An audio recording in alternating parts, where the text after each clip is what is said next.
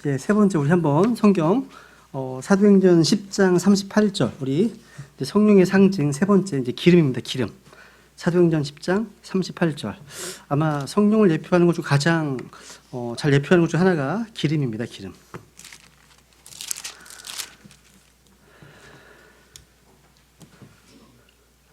예, 사도행전 10장 38절. 하나님께서 나사렛 예수님께 성령님과 권능으로 기름을 부으심에 그분께 두루 다니시며 선을 행하시고 마귀의 국리를 모든 사람을 고치셨으니 이런 하나님께서 그분과 함께 하셨기 때문이라. 그러니까 우리 예수 그리스도의 사역도 이 소스가 바로 성령님의 기름으로 인해서 모든 사역이 이루어진 거죠. 그죠? 기름은요 사실은 여러 곳에 광범위하게 사용됩니다. 기름은 우리의 삶의 필수 요소예요. 필수 요소입니다. 불을 피우려면 기름이 필요합니다. 그죠? 기름이 없다면 우리는 불을 피울 수가 없어요. 또 음식을 만들기 위해서 기름이 필요합니다. 이스라엘 사람들에게 올리브 기름은요, 식생활의 필수적이었다는 거예요. 기름은요, 하나님께서 광야에서 이스라엘에게 주었던 만나를 과자로 만드는데 사용되었습니다. 그래서 민수기 11장 8절에 말씀하시거든요. 기름을 가지고 과자를 만들었죠. 만나를. 그죠? 기름은 요리의 필수적입니다. 그러니까 기름 없이 만들어지는 음식은 거의 없어요. 그러니까 무슨 기름이 들어가도 기름은 들어가요. 그죠? 마찬가지입니다. 우리 성도들 역시 성령님의 기름을 통해서 말씀을 먹고 마십니다. 그러니까 하나님의 말씀은요, 성령님을 통해서 아주 맛있는 음식이 됩니다. 성경 읽으실 때 성령님 저에게 말씀해 주옵소서 주의 종이 듣겠습니다. 이런 자세로 성령님의 조명이 필요합니다. 깨닫게 해주시옵소서. 이런 마음으로 성경 읽잖아요. 그러면 성령님이 조명하신 것과 함께 성경 읽게 되면 이 말씀이 굉장히 꿀처럼 달아집니다. 또 우유와 버터처럼 부드러워지고요. 물처럼 시원해지고 고기처럼 맛있는 그런 음식이 되는 겁니다. 성경을 읽어도 전혀 안 들어온다. 말씀이 그냥 글자, 검은색 글자와 흰색 종이밖에 안 보인다. 그러면 뭔가 영적으로 문제가 있는 겁니다. 뭔가 교만하거나 하나님과 관계 뭔가 틀어져 있거나 이런 이유 때문에 안 들어오는 거예요. 다른 책에도 의지하게 되고 다른 주석서에 의지하게 되고 그러니까 내 내면을 체크할 수 있는 좋은 요소가 성경 읽기예요. 설교를 듣는 것도 마찬가지입니다. 전혀 안 들려. 말씀이 안 들어와. 뭔가 내면에 문제가 있는 겁니다. 그죠? 그래서 성령님과 바른 관계에 있다면요, 말씀이 굉장히 시원합니다. 의롭다는 거죠, 그죠? 여러분, 이스라엘 대부분의 음식 요리는요, 올리브 기름을 필요로 했습니다. 우리도 마찬가지예요. 모든 영적 양식은요, 성령을 필요로 합니다. 여러분, 기름은요, 그것만이 아닙니다. 우리가 자동차 운전하다 보면 이제 시기가 되면 5,000km, 10,000km 되면 엔진 오일을 갑니다. 이게 뭔가 열을 식히는데도 사용합니다. 기계가 작동하려면 윤활유가 필요합니다. 그죠? 윤활유는 마모를 방지하고 기계열을 식혀주잖아요. 그러니까 모든 기계의 고장률의 가장 큰 부분을 차지하는 것은 윤활유의 원활한 공급이 제때에 들어오지 않기 때문입니다. 기름이 부족해서 차가 상하는 것이 아니라 제때에 엔진 오일을 점검하지 않았을 때 차는 망가지는 겁니다. 마찬가지예요. 성령의 기름 부음은요, 우리 안에서 뭔가 마모되지 않고 과열되지 않고 뭔가 망가지지 않고 원활하게 우리의 삶이 돌아가도록 하는 기름 역할을 하는 겁니다. 이 성령의 기름 부음, 필요합니다. 여러분, 지금 이 시대는요, 거의 모든 동력을, 에너지를요, 기름에서 얻고 있습니다. 이제 전기자동차 나온다고 하지만 아직까지는 기름이죠, 그죠? 기름은 자원입니다. 에너지예요. 이전 어느 시대보다도 지금 이 시대는요, 기름의 모든 것을 의지하고 있습니다. 마찬가지입니다. 교회도 전적으로 성령님에 의존하고 있습니다. 교회는 성령을 통해서만 힘과 능력을 공급받을 수 있어요. 성령을 통해서요. 성령님의 권능이야말로요, 교회가 세상을 이기고 죄를 이기고 육신을 이기고 마귀를 이기는 필수적인 요소입니다. 정말 중요한 거죠. 그래서 성령의 능력을 받지 않고는요, 제자의 삶을 살 수도 없고요, 열매를 맺을 수도 없습니다. 그래서 이 성령의 기름 부으심은 우리 삶에 정말 필수적인 겁니다. 이건 옵션이 아닙니다. 반드시 있어야 될 필수 요소라는 사실이죠. 주님께서는요, 창세기서부터요, 기름이 성령님을 예표하는 사실을 잘 보여주십니다. 그래서 기름을 통해서요, 성령님의 역할과 존재에 대해서 우리에게 많은 조명을 주고 계십니다. 우선 첫 번째 보시면요, 기름은 피와 더불어서요, 주님께 드리는 제물로 사용됩니다. 주님께서는요, 피와 더불어서 기름을요, 제물로 받으십니다. 여기 주목해 보세요. 여호와의 증인들은 수혈을 받지 않습니다. 수혈 금지에 대한 카드를 갖고 다닙니다. 자기가 의식을 잃었을 때도요, 지갑에 수혈받지 않는다는 그런 카드를 갖고 다닙니다. 그 근거가 구약 성경에 피를 먹지 말라 이런 말씀들 때문입니다. 근데 그들이 오해하는 게 한 가지가 있습니다. 피만 먹지 말라고 하신 게 아닙니다. 기름도 금하셨거든요. 그러니까 피가 전부가 아니에요. 희생 제물이에요. 피와 더불어서 기름도 드려야 됩니다. 이것은요, 예수 그리스도의 십자가의 피가 성령님을 통해 드려지는 것을 예표하는 겁니다. 두 개가 다 필요한 거예요. 이 부분은 이제 창세기에서부터 등장하는 내용입니다. 창세기 4장 보세요. 4장. 창세기 4장 4절. 이제 창세기 4장 4절. 이제 카인과 아벨의 헌물에 대해서 말씀하시면서 아벨에 대한 거 주목해 보세요. 아벨도 자기 양떼의 첫 새끼들과 그것들의 기름 중에서 가져왔는데 주께서 아벨과 그의 헌물에는 관심을 가지셨으나 말씀하시네요. 그러니까 그것들의 기름 중에서 가져왔답니다. 양떼의 첫 새끼들과 그것들의 기름 중에서 되어 있네요. 그죠? 아벨은 주님께 처음으로 희생 헌물을 드린 사람이잖아요. 근데 주님께 경배 드릴 때 양떼의 첫 새끼들과 더불어서 기름 중에서 가져온 헌물을 드렸습니다. 후에 이제 율법이 주어지면서 이 사실은 더욱더 구체적으로 규정됐습니다. 그러니까 헌물에 바쳐지는 모든 기름은 다 주의 것이라고 말씀하십니다. 주의 것을 말씀하시는 거예요. 레위기 3장 16절. 레위기 3장 16, 17 이 말씀은요, 여호와 지금 수혈 금지를 말씀하실 때 꼭 기억하시면 좋겠습니다. 이 말씀 같이 기억하세요. 레위기 3장 16, 17절. 레위기 3장 16, 17절. 피만 먹지 말라는 게 아닙니다. 기름도 먹지 말씀하시거든요. 16절. 제사장은 그것들을 제단 위에서 태울지니 그것은 불로 예배하는 헌물의 음식이요 향기로운 냄새라 모든 기름은 주의 것이니라. 너희는 기름이나 피를 먹지 말라. 피만 언급되는 게 아닙니다. 뭐도 먹지 말라니까? 기름이나. 그럼 구약을 인용할 때 기름도 먹지 말라고 하면 이해는 가겠어요? 피만 굉장히 정말 경기 일으킬 만큼 피를 금합니다. 이것도 바뀌어왔어 항상. 예전 된다고 했다가 안 하다가 이게 바뀌어옵니다. 그렇죠? 너희는 기름이나 피를 먹지 말라. 그것은 너희 모든 처소에서 너희 세대들을 위하여 영속하는 법규가 될지니라 말씀하십니다. 기름이나 피를 먹지 말라 하시거든요. 두 번째, 기름은요 성별의 표시입니다. 성별. 구약 성경에서의 올리브 이름은요 성별의 상징으로 사용되었습니다. 사람을 주님께 거룩히 구별하는 주는 것으로 이제 바로 성령이시라는 거죠. 출애굽기 40장부터 되게 많습니다. 여러분, 기름을 바르면 녹이 슬지 않습니다. 그죠? 윤기가 흐르죠? 기름은요 부패를 방지해줘요. 부패를 방지해줍니다. 심지어 이 종이에도요 기름이 잘 묻혀서 기름 종이를 만들면 질겨집니다. 질겨지고 깨끗해집니다. 더러움이 타지 않습니다. 기름이 있으면요. 그러니까 기름은요 정결함을 위해서 성별을 위해서 사용됐다는 거죠.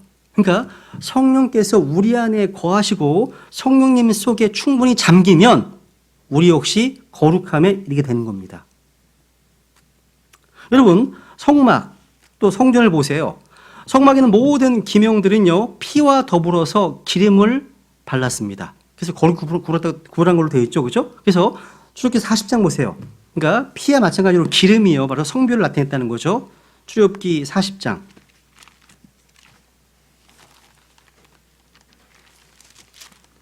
출애굽기 40장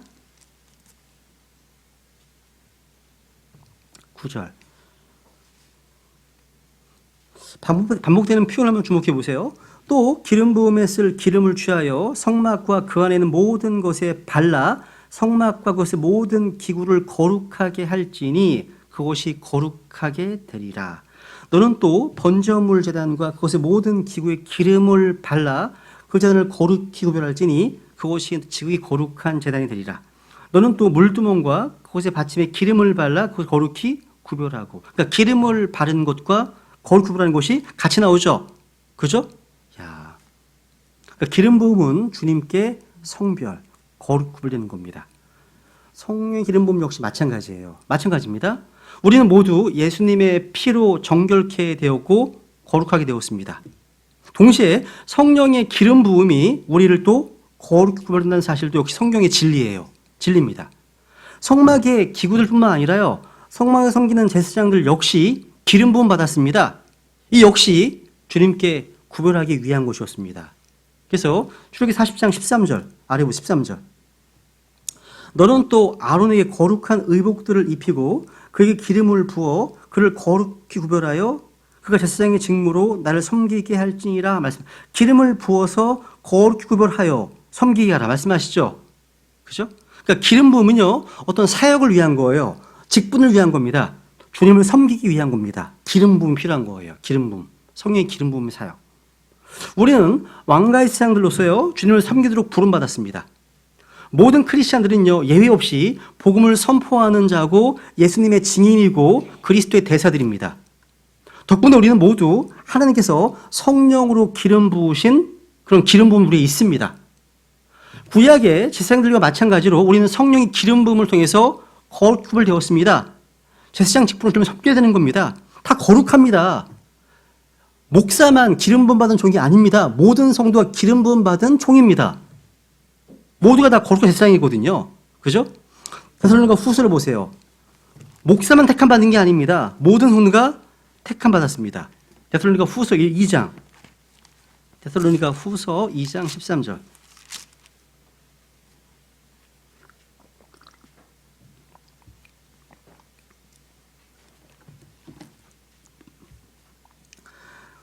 그러나 주께 사랑받는 형제들아, 우리가 너희로 인하여 항상 하나님께 감사드려야 하나니 이는 하나님께서 처음부터 너희를 택하사 성령의 거룩히 구별하심과 진리를 믿는 것을 통해 구원에 이르게 하셨기 때문이라.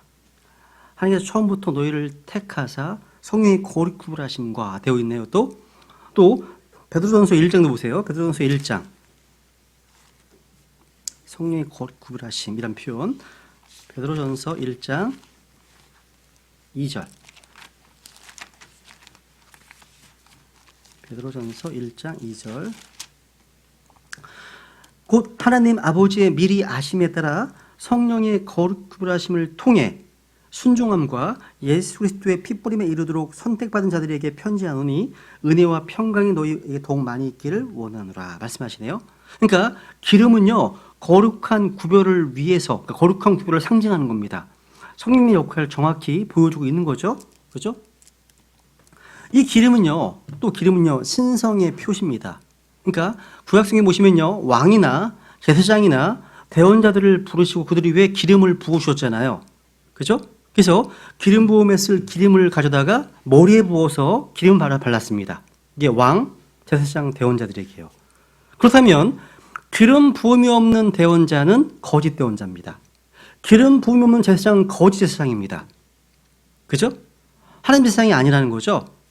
그러니까 사람을요, 하나님께 구별시켜주는 것이 바로 성령님이십니다. 근데 구원받지 못한 사람이 목회한다? 이거 말도 안 되는 겁니다. 이건 말도 안 되는 거죠. 그죠? 기름 부음이 없는데. 그래서 여러분, 출애굽기 40장에 보면요, 아론과 그의 아들들은요, 제사장의 직무를 수행하기에 앞서 먼저 그들을 거룩 구별했습니다. 이 먼저예요. 그러니까 거룩 구별하시기 위해서 기름 부음이 있었다는 사실, 기름을 부었습니다. 이게 먼저야. 하나님이 누군가를 부르시잖아요. 부르시면 능력을 주십니다. 그래서 그 일을 할 수 있는, 섬길 수 있는 힘을 주십니다. 기름 부으셨기 때문에. 근데 어떤 직분이 있는데 할 수가 없어. 하기 어렵대, 힘들대. 기름 부음이 없는 겁니다. 그거는요. 기름 부으셨다면 섬길 수 있는 능력도 주시는 거거든요. 그죠?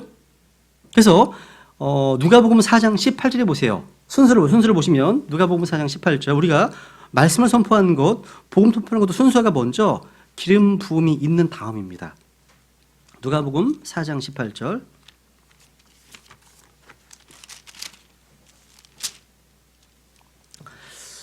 주의 영께서 내게 임하셨으니 이는 그분께서 내게 기름을 부으사 제일 먼저입니다. 기름을 부으사 가난한 자들에게 복음을 선포하게 하셨기 때문이라. 그분께서 보내신 것은 마음에 상한 자들을 고치며 포로된 자들에게 구출을, 눈먼 자들에게 다시 보게 함을 선포하고 상처 입은 자들을 다 자유롭게 하며 주의 받아주신 일을 선포하게 하려 하심이라 하였더라. 이런 여러 가지 고치는 사역, 선포하는 모든 거 앞에 뭐가 있습니까? 기름을 부으사가 먼저 나오죠. 그죠? 저 여러분 모두가 다 예수 그리스도를 개인의 구주로 믿어서 구원받게 되었을 때 약속하신 대로 위로부터 성령님께서 우리에게 임하게 되었습니다. 성령의 기름 부음이죠. 그래서 우리는 모두가 왕가의 세상이 되었습니다. 왕가의 세상. 신약 성경에서 사도들이요, 이 지역 교회에서 목사나 집사를 세울 때는 기름을 붓는 게 아니었어요. 그냥 손으로 얹어 안수하는 것 뿐이었습니다. 안수하는 것 뿐이었어요. 이게 전부였습니다. 왜? 이미 그들 속에 기름 부음이 있기 때문이에요. 기름이 이미 있잖아요. 고린도 후서 1장 21절에 보시면 이제 우리를 너희와 함께 그리스도 안에서 굳게 세우시고 우리 기름을 부으신 분은 하나님이시라고 말씀하십니다. 우리 고린도 교회 성도들이잖아요. 그러니까 기름 부음은 다 모두에게 같이 함께 있는 겁니다. 구원받은 성도들에게. 그래서 여러분 A.B. 심슨 목사님은요, 주님께서 우리에게 기름을 부어주셨다면 기름 부음의 증거가 있다고 강조하면서 구체적으로 다음과 같은 특징이 기름 부음을 받은 신자들이라고 고백했습니다. 이런 얘기를 하시더라고요. 첫 번째, 그러니까 성령 기름을 받은 사람 특징 첫 번째, 말씀이 꿀같이 달게 된답니다. 자, 앞에 말씀드린 것처럼 성령의 기름이요 만나를 비롯해서 음식의 요리에 사용되기 때문에 하나님의 말씀이 기름 부음 받기 이전과 이거 다르다는 겁니다. 그러니까 구원받기 전과 후가 말씀을 대하는 태도와 말씀에 대한 맛이 다른 겁니다. 다른 거죠. 구원받기 전에는 전혀 말씀이 전혀 안 들립니다. 안 보입니다.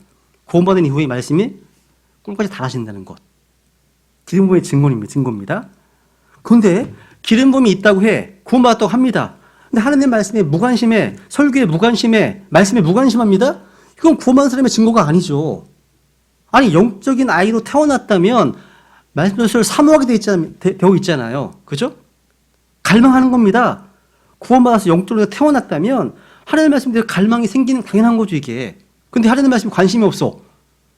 이상한 겁니다, 이거. 이상한 거예요. 두 번째 뭐가 있냐? 기름의 증거. 하나님에 대한 인식이 분명해집니다. 예전과 달라요.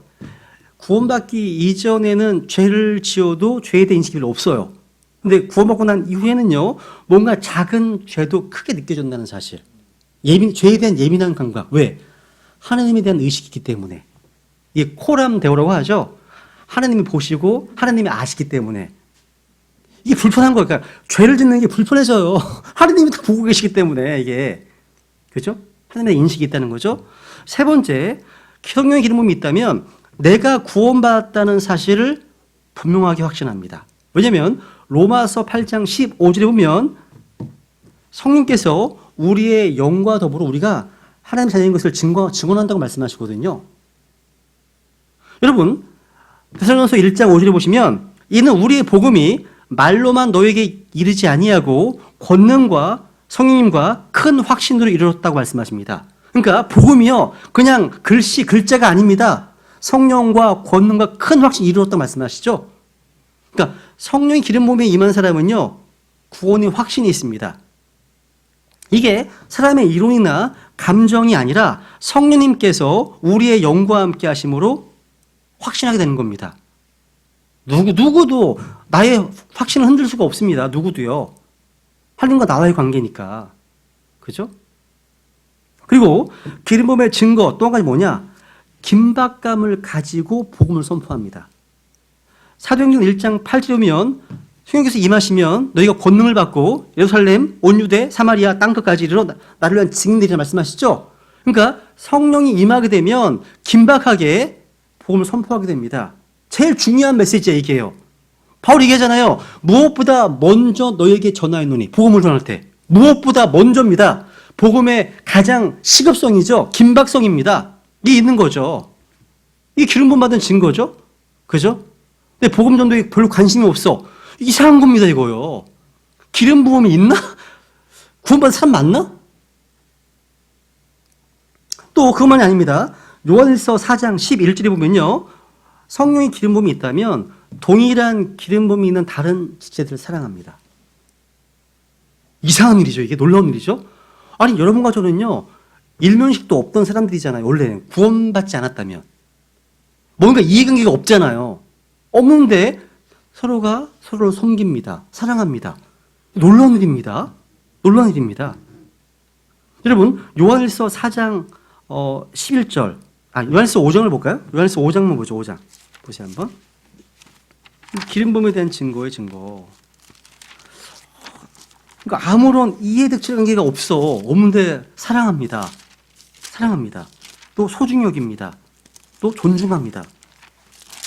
요한일서 5장 1절 보면 누구든지 예수님께서 그리스도이심을 믿는 자는 여러분과 저죠? 하나님께 태어났습니다. 그리고 낳으신 그분을 사랑하는 자마다 그분에게서 난 자도 사랑합니다. 그죠? 그러니까 낳으신 그분, 우리 주님을 사랑하는 자마다 그분에게서 태어난 자 사랑하게 돼 있어요. 이게 구원의 증거죠. 기름 부음의 증거입니다. 특징이라는 거죠. 그래서 형제를 미워하는 자 살인하는 자 말씀하시잖아요. 그러니까 미워하는 자 살인하는 자 어둠이 가려 있는 거예요. 그죠? 구원의 증거로 지체들에 대한 사랑이 있다 말씀하십니다. 낳으신 그분을 사랑한다고 되어 있잖아요. 진짜 그렇습니다. 여러분 예수님 본 적 있으세요? 한 번도 뵌 적 없으시잖아. 근데 그분을 믿고 있고 사랑하고 있잖아요. 이게 어떻게 가능한 겁니까? 혼의 구원을 받았기 때문입니다.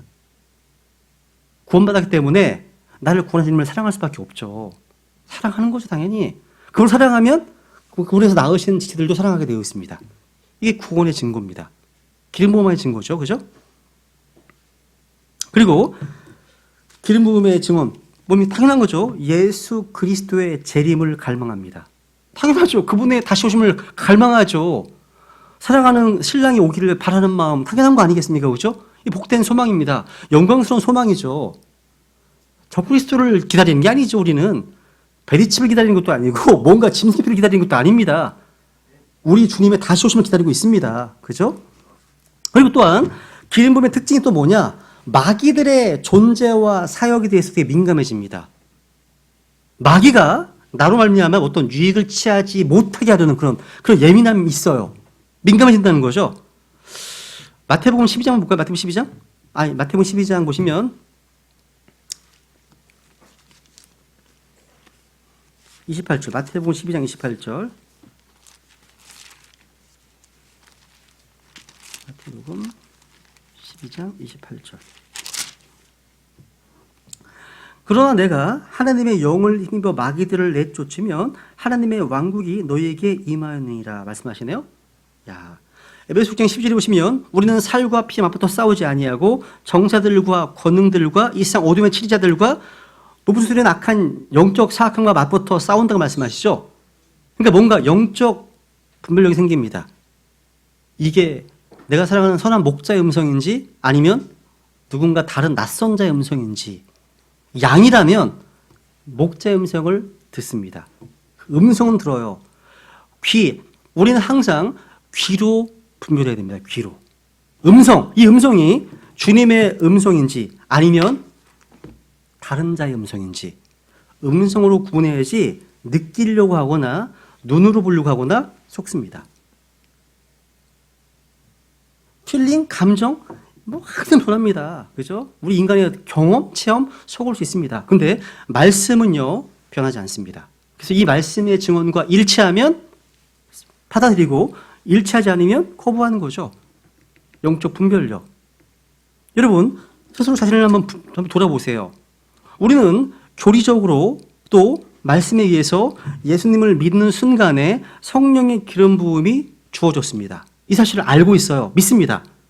그렇다면 이런 기름 부음의 사인들이, 그 증거들이 우리 삶 가운데 나타나고 있습니까? 이 중요한 겁니다. 나타나지 않고 있다면 뭔가 잘못된 겁니다. 뭔가 잘못된 거예요.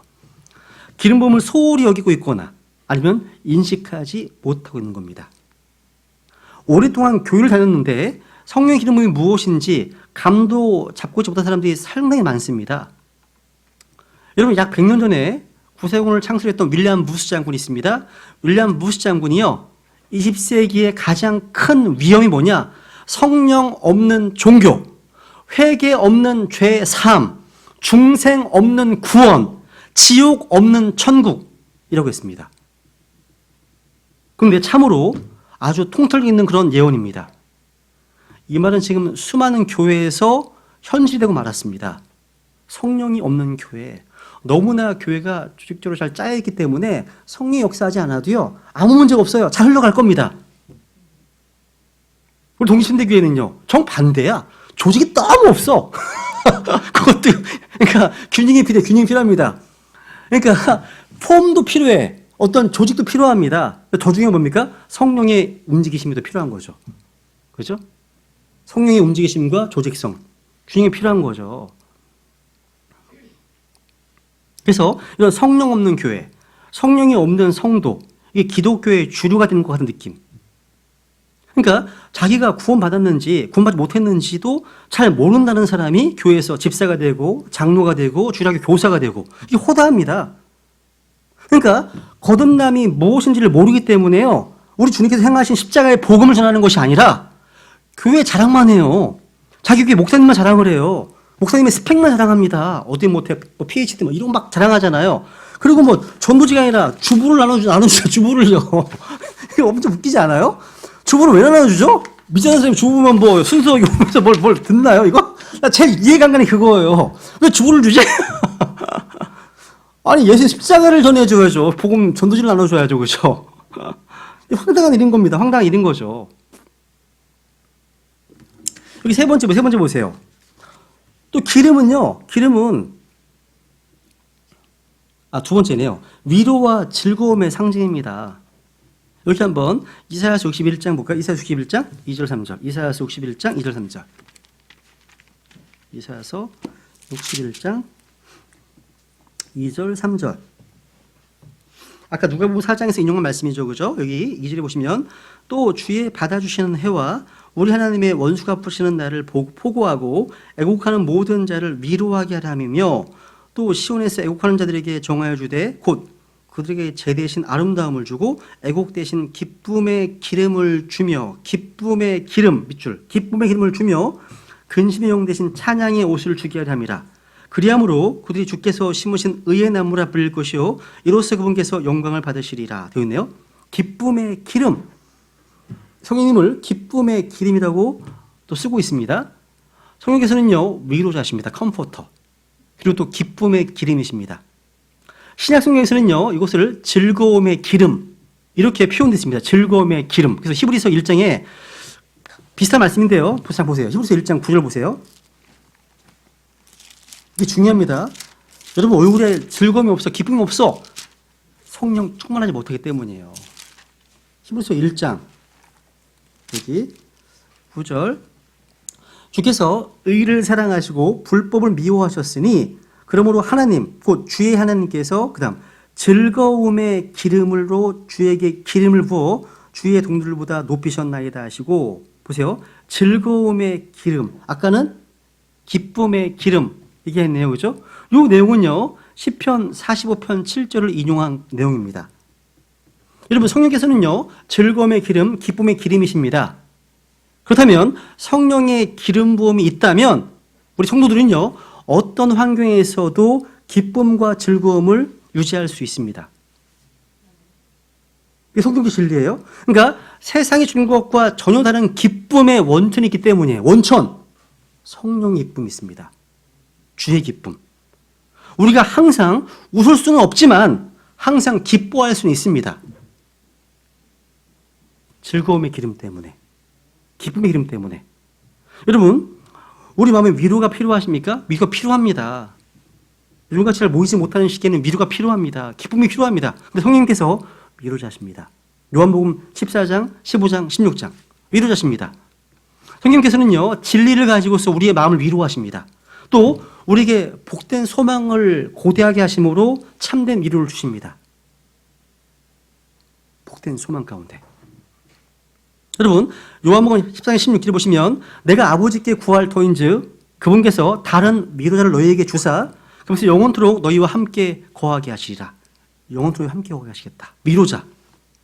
여러분, 친구의 위로도 힘이 됩니다. 아내의 위로도 힘이 됩니다. 자녀들의 위로도 큰 힘이 되는 것은 사실입니다. 하지만 하나님의 성령님께서 우리 마음속에 주시는 위로는요, 이런 근심과 슬픔을 일순간에 없애버릴 수 있는 그런 위로입니다. 진짜 위로예요. 진짜 위로. 단순히 이론으로 치면 안 되는 겁니다. 믿음으로 우리의 실제 삶 가운데 역사하는 실제가 되어야 됩니다. 성령의 위로요. 위로요. 컴포터. 도저히 기뻐할 수 없는 상황이에요. 도저히 평안할 수 없는 상황입니다. 이해는 안 가지만 마음이 평안하고 기쁩니다. 이게 참된 신앙의 모습이라는 거예요. 성령 때문에, 주님 때문에, 내가 구원받았기 때문에 있다는 거죠. 그죠? 그러니까 오히려요, 위로를 하러 온 지체들이요, 어려움에 처한 형제매들이요, 성경 주시는 어떤 평안과 위로를 보면서도요, 오히려 자신이 위로를 받습니다. 도전을 받아요. 오, 되게 힘든 상황이거든요. 오히려 위로를 받습니다. 야, 부끄러움을 끼칠 때가 있어요, 제가요. 오히려요. 귀하다, 참 귀하다. 하나님의 은혜구나 이게. 그리고 여러분, 기름은요, 빛의 원천입니다. 빛의 원천. 출애굽기 27장 20절. 출애굽기 27장 4번인데 1, 2, 2, 3, 4대 있네요. 그죠? 1, 2, 3, 4, 5입니다. 네. 네 번째, 기름은 빛의 원천입니다. 출애굽기 27장 20절.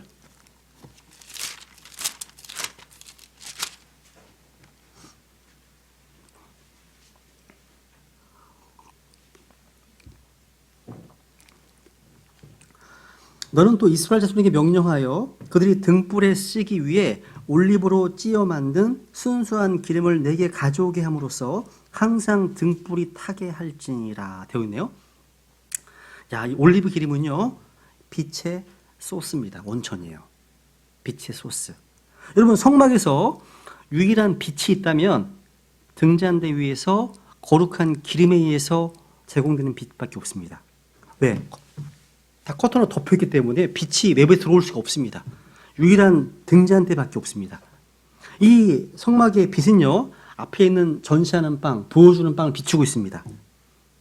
마찬가지입니다. 오늘도 성령님께서요, 우리 눈앞에서 예수님을 영화롭게 하고 또 이 하나님의 말씀을 비추고 계십니다.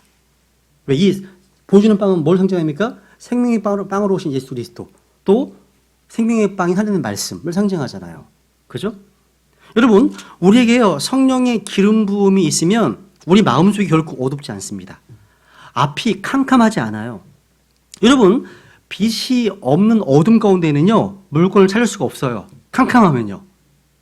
뭐가 있는지, 어디 있는지 모를 뿐만 아니라요, 빛이 없으면요, 방향 감각도 없어집니다. 빛이 없으면요. 사물의 형태에 대한 구별도 없어지는 거죠. 마찬가지입니다. 우리 안에 성령의 빛이 없으면 자신의 위치를 잃어버립니다. 내가 가야 할 방향을 잃어버리는 거죠. 또 어떤 사물에 대한, 어떤 사건에 대한 선악에 대한 판단이 사라집니다. 또 여러분 그것도 아세요? 빛이 없으면 시간 개념도 없어져요.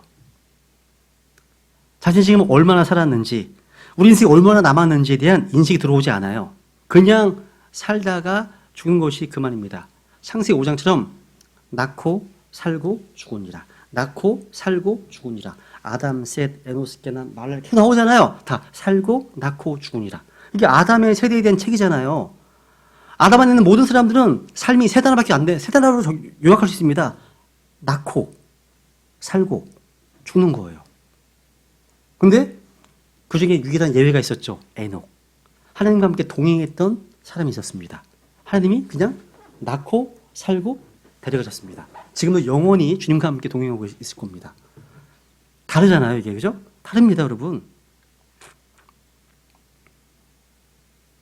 여러분, 빛이 없으면요, 앞에 장애물이 있어도요, 부딪히기 전까지는요, 알 수가 없습니다. 부딪히고 걸려서 넘어지면 어떻게 해결할 길도 보이지 않습니다. 빛이 없기 때문에. 정말 중요합니다. 성령님의 인도하심, 성령님의 조명하심, 그게 없으면 우리 인생이 바로 그렇습니다. 그래서 어떤 지체가 교회를 안 나와. 성경도 안 읽어.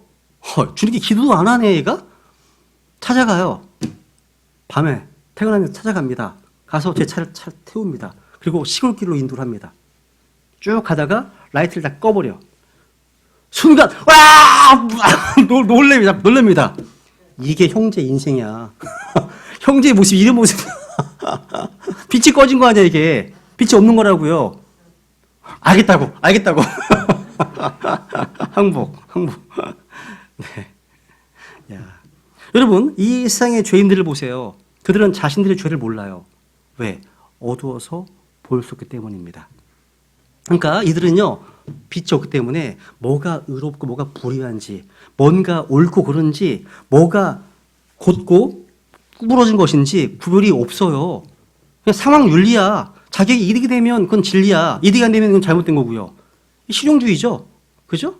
야. 그러니까 그들 속에는요, 생명의 빛인 주님도 없고 그 불을 밝힐 만한 성령의 기름 부음이 없기 때문입니다. 모르는 거죠. 하지만 이런 기름 부음을 받은 성도들은요, 반대예요. 작은 죄에도 예민합니다. 영적 분별력이 있습니다. 그렇죠, 여러분? 작은 죄에도 예민하세요, 여러분? 아니면 하도 죄를 많이 져가지고 죄에 무뎌져 양심이 막 무뎌가지고 양심의 칼날이 안 돌아. 하도 무뎌가지고 매일매일 주님 앞에 자백하고 예수님 피로 씻음 받고 말씀의 물로 씻어야 되는데 그러면 양심의 칼날이 되게 예민할 텐데요. 근데 하도 죄를 많이 지니까 자백을 별로 잘 안 하는 것처럼 깨끗한 것처럼 막 보이시잖아, 그죠?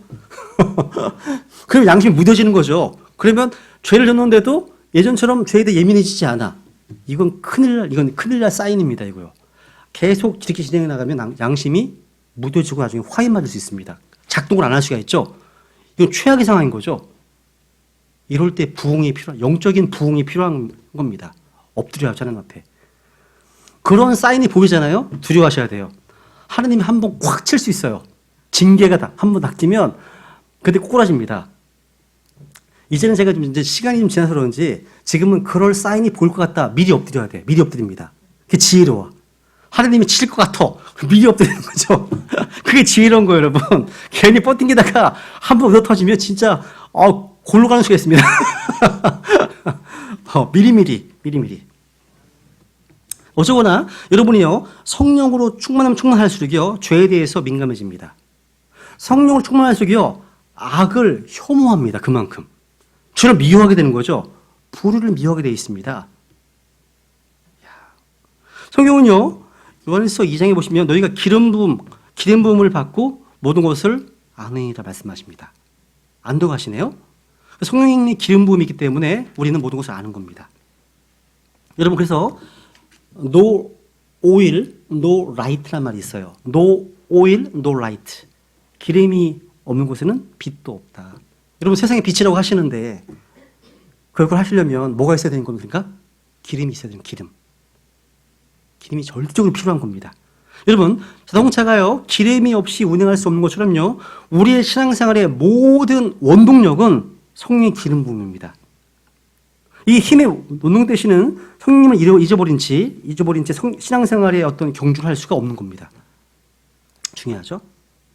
다섯 번째, 기름은 치료하는데 연고로 사용되었습니다. 기름이요. 누가복음 10장에 보세요. 10장.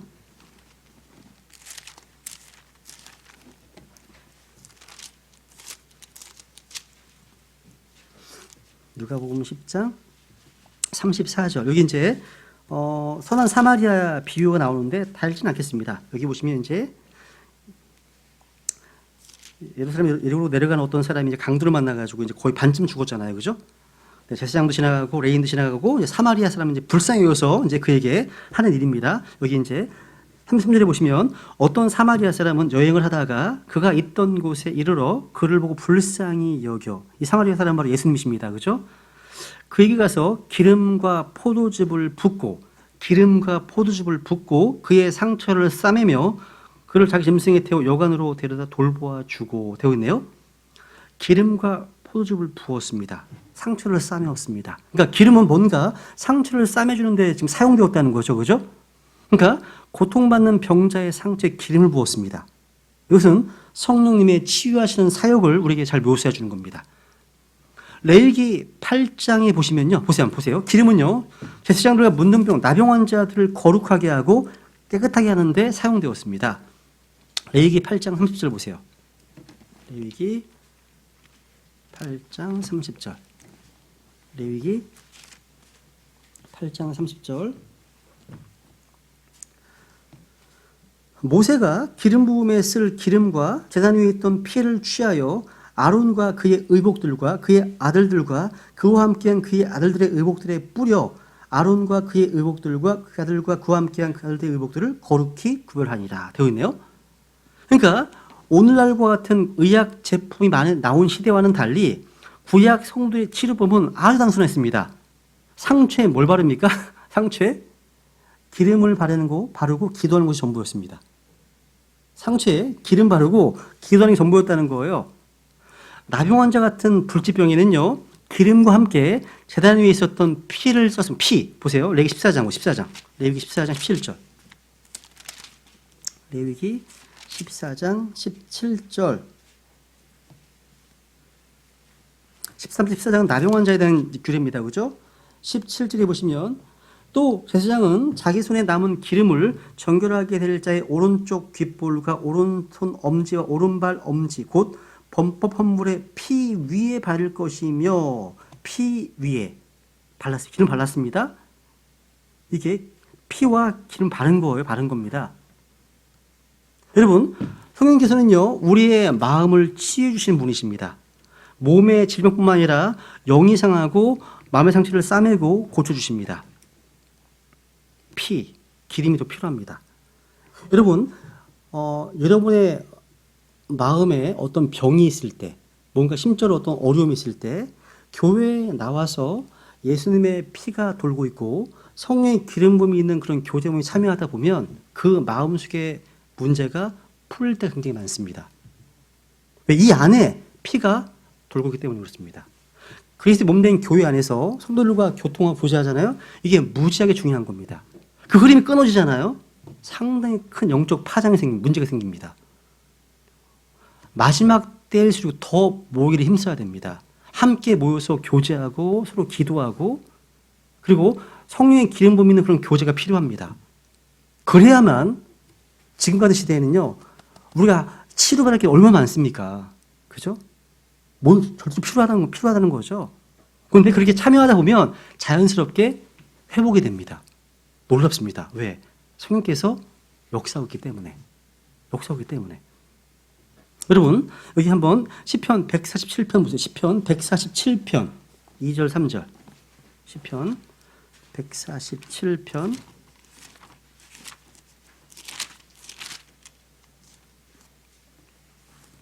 2절 3절. 주께서 예루살렘을 세우시고 이스라엘 쫓겨난 자들을 함께 모으시며 마음이 상한 자들을 고치시고 그들의 상처를 싸매시는도다 되어 있네요. 여러분, 성령께서는요, 어떤 정신과 의사들이 손댈 수 없는 마음의 병과 상처를 다 고치실 수 있는 분이십니다. 저는 우리 신약교회, 동침내 교회의 모습이 이렇게 됐으면 좋겠습니다. 교회에서 상처를 받았다는 분들은 되게 많아 보여요. 그런데 성령께서 저희 상처를 싸매 주셨습니다. 치유해 주셨습니다. 이런 분들이 훨씬 많아지기를 원하는 거예요. 일반 기독교처럼 상처받은 사람이 왜 이렇게 많습니까? 그 상처를 준 사람들은 거의 없어. 줬는지를 모르나 봐. 준 사람들은. 상처 다 받았대요. 그것보다는 성령님의 위로하심과 싸매어 주심으로 나 치유되었습니다. 이런 관점이 많아야 되는 거 아닐까요? 신약 교회라면. 그죠? 이게 상처 받은 사람이 많이 있다는 건 무슨 뜻입니까? 당연히 그들 안에 성령님의 기름 부으심이 없다는 뜻입니다. 기름 부음이 있으면요, 치유가 되거든요. 그냥 그렇게 크게 문제가 안 돼요. 예민하게 반응 안 해도 됩니다. 유연하게 반응할 수 있거든요. 그렇죠? 근데 기름이 없으면요, 엄청 예민합니다. 무서워요. 뭐 얘기도 못하겠어. 이럴 수가 있어요. 그죠? 여러분, 성령의 사역은요, 마음이 상한 자들을 고치시는 사역입니다. 성령님의 위로를 받은 적이 없고 말씀을 통해서 기쁨을 맛본 적이 없다면 이젠 변화받아야 됩니다. 영이 강건해지고 마음에 기쁨이 있으면 육체의 질병은요, 자연스럽게 치유되기 때문이죠. 그죠? 기름. 디본. 오늘 디본까지만 하죠. 디본을 다 할 수 있을지 모르겠지만 우선 디본까지 제가 1시간 넘기지 않겠습니다. 우선 이제 성령의 상징 디본, 이제 봉인입니다. 봉인. 실. 한마디로 도장입니다. 실이란 말이. 에베소서 4장 30절 보세요. 에베소서 4장 30절. 에베소서 4장 30절에 보시면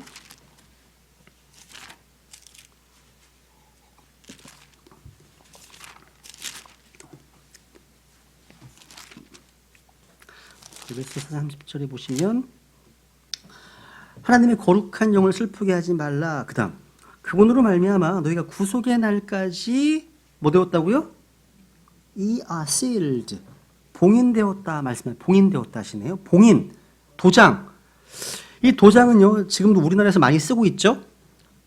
사업이나 자기 신분을 증명하는 도구로 많이 사용되고 있습니다. 서양에서는요, 어떤 서류의 진위 여부를 증명하기 위한 도구로 또 사람의 신원을 입증할 때 공증하면서 도장을 사용합니다. 옛날에 유럽 사람들은요, 어떤 공식 문서를 확증할 때 뭐 밀랍을 사용해서 봉인했잖아요. 그죠? 대부분의 국가들은 지금도 국세를 가지고 있습니다. 국세. 사극 같은 데 보면 왕의 도장이 있죠? 이걸 옥세라고 하죠. 옥세. 이걸 뺏기면 다 뺏기는 겁니다. 옥세. 이건요, 왕의 명령을 인증하는 도구입니다. 그러니까 도장 용도는 되게 중요해요. 누구의 도장이 찍혔는가, 무슨 도장이 찍혔는가, 이게 그 사람의 권위로 사용되었습니다. 정말 중요한 거죠. 우리나라에서는 이 도장이 거의 일상생활에 되어 있기 때문에 도장이 상징하는 이 성령님은 좀 쉽게, 좀 확실하게 이해할 수 있을 겁니다. 여러분, 도장이 안 찍혀 있으면요, 문서 효력이 없어요. 유언장에도요, 유언한 사람의 도장이 찍혀 있어야 돼요. 여러분, 모든 공문서, 사문서, 부동산 매매계약서, 합법적인 도장이 찍혀 있어야 됩니다. 효력을 발휘하는 겁니다. 그래서 도장을 찍었다는 말 무슨 말입니까? 이거 내가 승인했다, 인정하는 겁니다. 승인했다는 말이 승인했다는 거죠. 그죠? 도장을 파지 못하면 주로 엄지손가락으로 찍기도 하잖아요. 도장이 그 사람을 나타내는 것입니다. 그런데 여러분, 하나님의 봉인, 도장이 바로 성령이십니다. 그래서 성령의 봉인, 이게 무슨 말이냐면 성령께서 찍으신 도장이 아닙니다. 어부가 동격이에요. 성령님이 도장이신 거예요. 그러니까 성령의 선물을 받으실 때 이게 성령님이 주신 선물이 아니라 성령이라는 어부 동격, 선물인 거예요. 마찬가지예요. 성령님이 봉인이신 겁니다. 그러니까 성령의 봉인이란 뭐냐면 성령이 하나님의 신분이고 하나님의 지위이고 하나님의 권위이고 하나님의 확증이란 말입니다. 성령의 봉인. 그래서 여기 1번 보시면 도장은요, 소유를 증명하는 데 사용됩니다. 당연하죠. 도장. 디모데 후서 2장 19절을 보세요. 디모데 후서 2장 19절. 디모데 후서 2장 19절. 그럼에도 불구하고 하나님의 계시는 확고히 서 있고 거기에는 주께서 자신의 백성인 자들을 아시니라 하며 또 그리스도의 이름을 부르는 자마다 불법에서 떠날지어다 하는 글이 담긴 이 봉인이니라 되어 있네요. 바울은요, 늘 자기가 이해할 수 있는 일상어, 생활 가운데 있는 언어로 성경을 기록했습니다. 에베소에는요, 목재 시장이 번성했습니다. 그래서 목재마다 주인을 표시합니다. 매매를 표시하기 위해서 뻘겋게 달아오는 쇠로 인장을 딱 찍었어요. 도장 찍히고 나면요, 그 물건의 소유주가 누구인가 문제를 일구 해결해 줍니다. 아, 이건 얘 거구나, 이건 제 거구나. 금방 알게 됩니다. 그러니까 인장에 찍힌 동시에 인장의 표시는요, 주인을 입증해 주는 겁니다. 마찬가지입니다. 사람이 구원받는 순간 하나님께서는요, 성령의 도장으로 사람을 딱 찍으십니다. 넌 내 것이라고요. 성령이 왔잖아요. 이거 무슨 말이면 넌 내 거야. 딱 찍은 거예요. 이게 봉인입니다. 야, 저는요, 예전에 책을 사러 다니다 보면 우리나라에서는 책에 자기의 도장을 찍는 분들이 많더라고요. 도장 찍습니다. 중고서에 가도요, 도장에 찍힌 책들은 좀 싸요. 왜? 이걸 책에다가 이렇게 딱 이거 찍어 놓으니까 이걸 지울 수가 없어요. 종이 안에 찍었으면 그걸 자르면 돼요. 빼면 되거든요. 여기다 찍어놔. 내 거라는 거를. 야, 나는 이렇게 안 하거든요. 이해는 갑니다. 그러니까 자기 도장을 자신의 것에만 찍는 겁니다. 남의 부분은 못하죠. 그러니까 자신의 권한 밖의 곳이나 자기가 자신의 소유가 아닌 곳에는요, 도장을 찍는 일은 없어요. 그죠? 도장은요, 소유를 나타내는 것이기 때문입니다. 모든 귀한 물건에는요, 다 자신의 서명이나 도장을 찍어서 자기 것임을 표시해 둡니다. 마찬가지예요. 하나님 우리를요, 자신의 피로 사셨습니다. 자, 그러니까 성령으로 복인했다는 게 무슨 말입니까? 우리가 누구 거예요? 주님의 소유임을, 주님의 것임을 증명하는 겁니다. 내 것이 아니에요. 고린도전서 6장 19, 20절 읽고 넘어가죠. 6장 19, 20절. 도대체 무슨 말이냐? 너희 몸이 너희가 하나님께로부터 받은 바 너희 안에 성령의 전인 줄을 너희가 알지 못하느냐? 너희 자신의 것이 아니니 주께서 값을 치르고 너희를 사셨느니라. 그런즉 하나님의 것인 너희 몸과 너희 영으로 하나님께 영광을 돌리라. 우리 몸과 우리 영이 누구 겁니까? 하나님의 것입니다. 하나님의 것인 너희 몸과 너희 영으로 하나님의 영광을 돌리라 말씀하시네요. 그러니까 저 여러분의 몸과 영은 다 하나님의 것입니다. 그렇다면 구원받은 성도가 아직도 주님께 헌신하고 있지 않다면, 그래서 그 사람은 자신의 이것 자신을 여전히 자기 것으로 알고 있다면 이건요, 무단으로 불법 점유하고 있는 겁니다. 하나님 거기 때문에 내 인생 내 게 아닙니다. 여러분, 내 인생은 나의 거, 이런 노래, 내 인생은 나의 거, 이런 노래 있잖아요. 비성경적인 가사입니다. 성도에게 있어서는요. 그러니까 내 인생은 나의 거, 이거는요, 믿지 않는 불신자들의 가치관입니다. 예수 그리스도의 피로 구원한 신자들은요, 모두 자신의 인생이 주님의 것임을 알고 있고 인정하고 주님께 내어드린 사람들이어야 되는 겁니다. 내 게 아니니까. 하나님 거니까. 그래서 하나님 넘겨보세요. 7장 23절. 이 중요한 내용이기 때문에 반복합니다. 23절 보면 주께서 값을 치르고 너희를 사셨으니 너희는 사람들의 종이 되지 말라. 말씀하시네요. 성경은 분명히 주님께서 우리를 사신 주인임을 선포하고 있습니다. 이 사실을 부정하는 것이야말로 영벌받을 이단 교리인 거예요. 베드로서 2장에 말씀하고 있죠? 그죠? 2장 1절 말씀하시잖아요. 그러니까 주님께서 우리의 주인 되심을 인정하고 자신을 내어드리는 것이 헌신이거든요. 구원한 성도들의 영적 생은 거기서 출발하는 겁니다. 이게 시작입니다. 이게요. 당연한 거기 때문에. 헌신. 그래서 자신을 주님께 내어드리지 않는 사람들은요, 주인의 것을 자기 마음대로 사용하는 자들이에요. 여러분, 누가 여러분의 것을 마음대로 허락도 안 받고 함부로 사용해? 기분이 어떠하겠습니까? 주님께서는요, 분명히 핏값을 지불하셨습니다. 그럼에도 불구하고 소유권을 넘겨주지 않네? 어떻게 되는 겁니까? 값은 다 치렀어. 근데 완전히 소유권이 넘어오지 않았다든가, 돈을 다 줬는데 물건이 안 오네?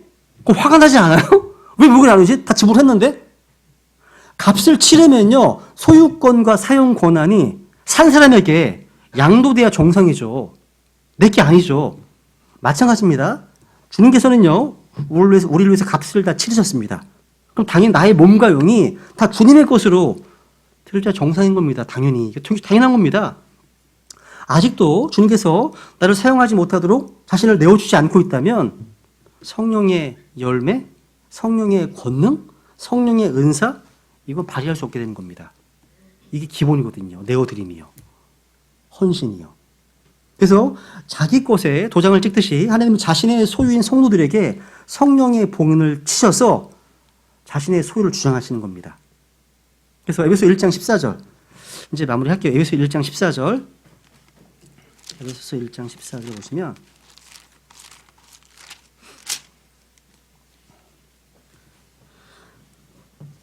13절에 보시면 너희도 진리의 말씀, 그 너희의 구원의 복음을 들은 뒤에 그분을 신뢰하였고 너희가 믿은 뒤에 또한 그분 안에서 약속에서 거룩하신 영으로 봉인되었느니라. 봉인되었죠. 이 영께서는 값주고 사신 그 소유물이 구속을 받을 때까지 우리의 상속력의 보증이 되사 그분의 영광을 찬양하게 하시니라 말씀하시네요. 자, 성령의 봉인이란 뭐예요? 우리가 하나님의 소유물이라는 그런 뜻을 우리에게 보여주는, 우리 게 아닙니다. 내 게 아니라는 얘기예요. 자, 그래서 우리가 이 봉인을 받았기 때문에 마땅히 봉인을 받은 자로서의 삶을 살아야 된다는 뜻입니다. 내가 하나님의 재산이기 때문에, 하나님의 소유이기 때문에 하나님의 이름에 절대 먹칠하는 일이 없어야 된다는 겁니다. 그죠? 난 그분의 것이니까. 내 것이 아니니까. 그죠? 예, 오늘은 여기까지 해야겠네요. 그죠? 여기까지 해야 될 것 같고, 다음 시간에 봉인 나머지 하고요. 그리고 이제 이 교재 꼭 갖고 오세요. 나머지 바람, 불, 숨, 호흡도 같이 하겠습니다. 네, 오늘 여기까지 하겠습니다. 네.